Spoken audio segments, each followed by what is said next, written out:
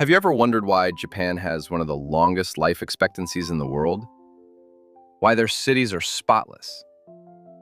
Why students there can focus for hours without losing their minds? It's not genetics. It's not some secret study drug. It's habits. Tiny habits that most people overlook. Habits so small they seem almost pointless. But that's exactly why they work.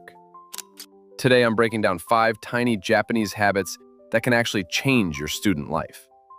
Not in some dramatic overnight transformation where you suddenly become a 4.0 genius, but in the kind of deep, realistic change that actually sticks. These aren't complicated rituals. You don't need to buy anything. You don't need to wake up at 4 a.m. They're small, almost effortless actions that compound over time. So let's dive in. Habit 1. Kaizen, the 1% rule. Kaizen means continuous improvement, but not the kind where you promise yourself you'll study 8 hours a day starting Monday and burn out by Tuesday. It's the opposite.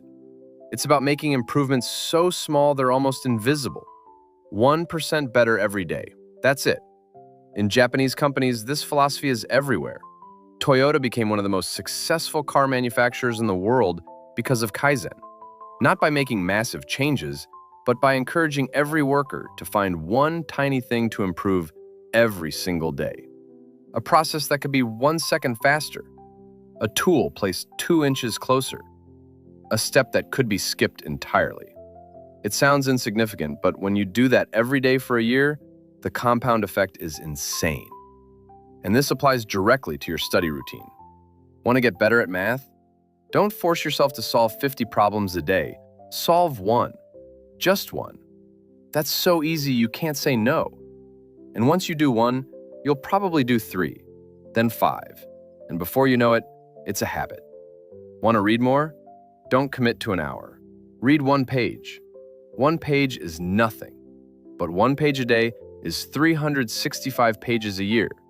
That's more than most students read in their entire degree. Kaizen removes the mental friction. It makes improvement invisible until the results become undeniable. Because the goal isn't to transform overnight. The goal is to never stop moving forward. Habit 2. Ikigai, your reason for waking up. Ikigai is your reason for being. It's the thing that makes you want to get out of bed in the morning, not your alarm, not your exam deadline, but the thing that gives your life actual meaning. In Okinawa, one of the blue zones where people regularly live past 100, almost everyone can tell you their Ikigai. And researchers believe that sense of purpose is one of the main reasons they live so long. Because here's the thing. When you have a reason to wake up, your brain actually wants to keep going. But when life feels meaningless, your energy crashes, motivation dies, and everything feels harder. Now, Ikigai isn't about some grand life mission like cure cancer or change the world. It can be way simpler than that. Here's the framework the Japanese use to find it. Ikigai sits at the intersection of 4 things. What you love, what you're good at, what the world needs, what you can be paid for. When you find something that touches all 4, that's your Ikigai. And as a student, this is massive. Because most of us are just picking majors based on what pays well or what our parents approve of. We're not asking ourselves what actually makes us feel alive. So pause right now and ask yourself, what do I actually enjoy doing? What am I naturally good at? How can I use that to help others? And how can I support myself doing it? You don't need all the answers today, but if you start asking the questions, the path starts to show up. Habit 3. Hara Hachi, the 80% rule. Hara Hachi means eat until you're 80% full, not stuffed, not knocked out on the bed, just 80%.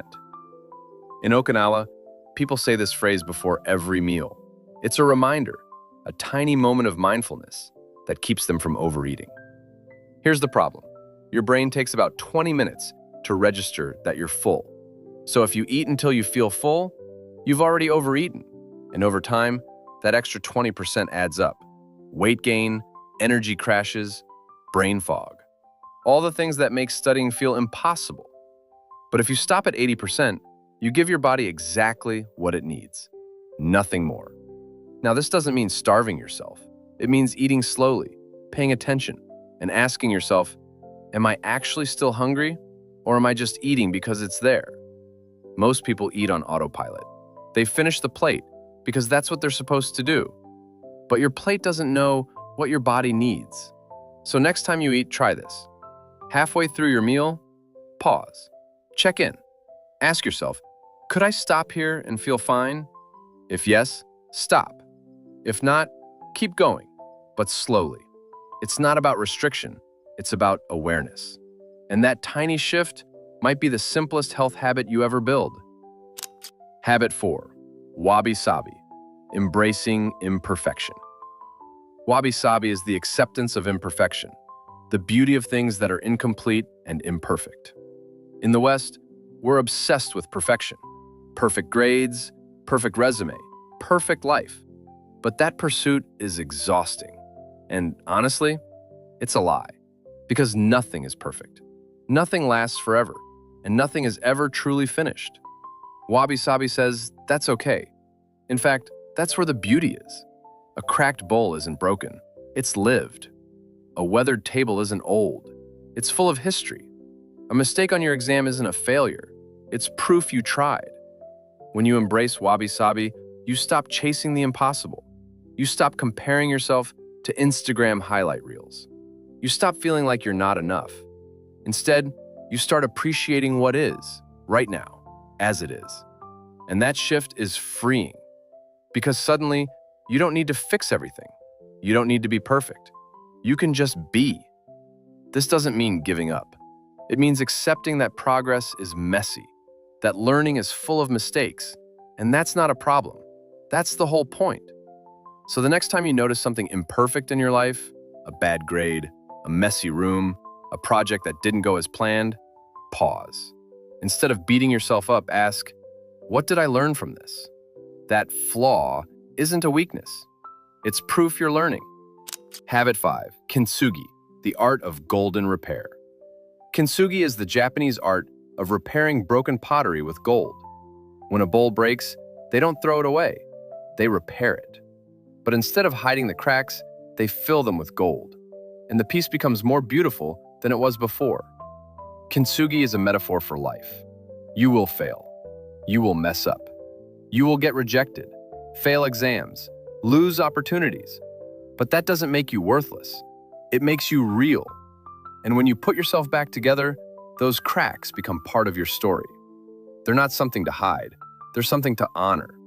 Because the strongest people aren't the ones who never failed. They're the ones who failed, rebuilt themselves, and kept going. So if you're going through something hard right now, a bad semester, a breakup, a career crisis, remember this. You're not broken. You're being rebuilt. And the version of you that comes out the other side will be stronger, wiser, and more resilient than before. Don't hide your mistakes. Learn from them. Let them shape you. So here's what you need to remember. These 5 tiny habits aren't quick fixes. They're principles. And principles take time.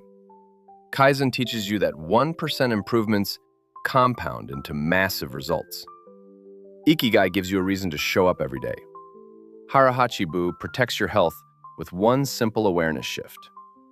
Wabi-Sabi frees you from the trap of perfectionism. And Kintsugi reminds you that failure isn't the end. It's part of the process. You don't need to adopt all 5 at once. Pick one. Start tiny. Let it become part of who you are. Then add another, because the Japanese don't chase transformation. They build it, one tiny choice at a time. And over the course of months and years, those tiny habits create a life that's calm, focused, and genuinely fulfilling. If this changed how you think about habits, hit subscribe and drop a comment with which habit you're starting with. Because massive change doesn't come from doing more. It comes from doing tiny things consistently. If you want to build the perfect daily routine that actually works for you, not some fantasy version of yourself, watch this video next, where I expose why most student routines fail and how to design one that doesn't fight you. And yeah, I'll meet you there.